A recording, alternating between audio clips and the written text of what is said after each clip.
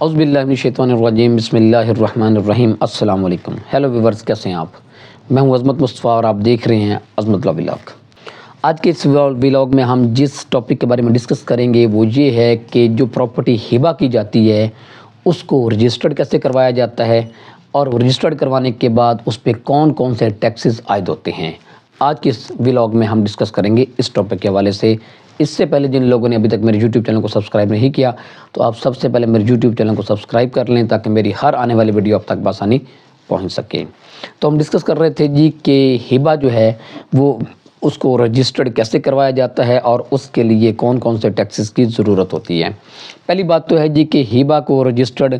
اس لیے کروانا ہوتا ہے، آپ یہ بات ذہن میں رکھیں کہ ہبہ کا رجسٹرڈ کرانے سے مراد یہ ہے کہ آپ اس کو لیگلی طور پہ آپ اپنے آپ کو سیکیور کر لیتے ہیں۔ جس طرح کسی آپ سیل اینڈ پرچیز میں کسی پراپرٹی کی رجسٹری کرواتے ہیں، اسی طرح جب آپ ہبہ کو رجسٹری کرواتے ہیں تو آپ یہی سمجھیں کہ آپ کس پراپرٹی کی آپ نے اس کی رجسٹری کروا لی ہے اور وہ پراپرٹی آپ کے نام منتقل ہو گئی ہے۔ تو اس لیے صرف ہبہ نامہ لکھا ہونا، یہ بعض ازاں اس کو چیلنج بھی کیا جا سکتا ہے، اور ہم نے دیکھا بھی ہے، ہم نے اس کو پریکٹیکل میں بھی لائے ہیں ان چیزوں کو کہ لوگ ہبہ کر دیتے ہیں، تحریری ہبہ کر دیتے ہیں، لیکن بعض ازاں اس سے جو ہے وہ انکار کر دیتے ہیں، پھر بات لیٹیگیشن تک پہنچ جاتی ہے، عدالتوں تک پہنچ جاتی ہے، اور لوگ اس حوالے سے بڑے پریشان ہوتے ہیں۔ اس لیے کوشش کیا کریں کہ نہ صرف ہبہ نامہ لکھا کریں بلکہ ہبہ کو رجسٹرڈ کروا لیا کریں۔ ہبہ کو رجسٹرڈ کروانے کا طریقہ یہی ہوتا ہے، جیسا کہ اگر آپ سیلر پرچیز میں رجسٹری لکھتے ہیں، وہاں پہ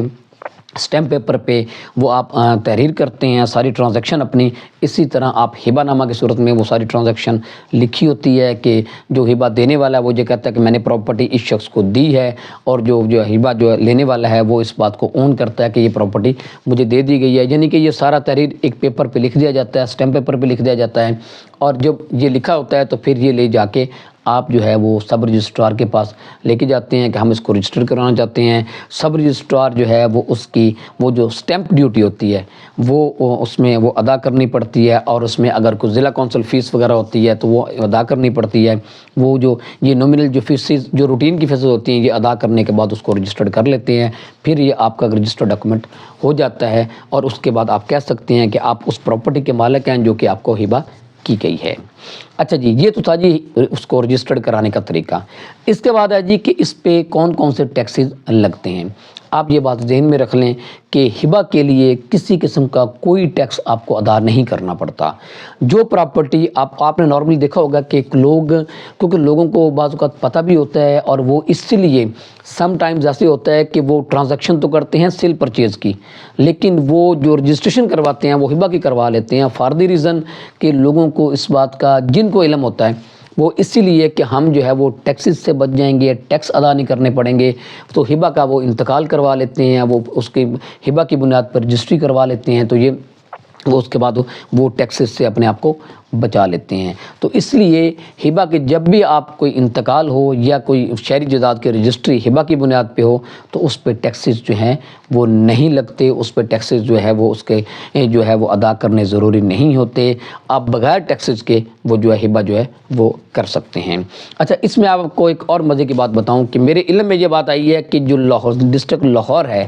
اس میں جو زبانی ہبہ ہے وہ رجسٹرڈ نہیں ہوتے۔ زبانی ہبہ پہ انہوں نے پابندی لگا دی ہے کہ جی زبانی ہبہ، ڈسٹرکٹ لاہور کی بات کر رہا ہوں، کہ اس پہ جو وہ زبانی ہبہ صرف ہبہ تحریری ہو، ڈسٹرکٹ لاہور کی حد تک تحریری ہو تو پھر جا کے وہ رجسٹرڈ کرتے ہیں، ادروائز جو ہے وہ جو ہبہ وہ رجسٹرڈ نہیں کرتے۔ یہ تھا جی ہبہ کا پروسیس کہ ہبہ کو کس طرح رجسٹرڈ کروایا جا سکتا ہے اور اس پہ کون سے ٹیکسز عائد ہوتے ہیں۔ تو میں امید کرتا ہوں اس حوالے سے آپ کو کچھ نہ کچھ آگاہی حاصل ہوگی۔ اس کے ساتھ مجھے اجازت دیجیے، اللہ حافظ۔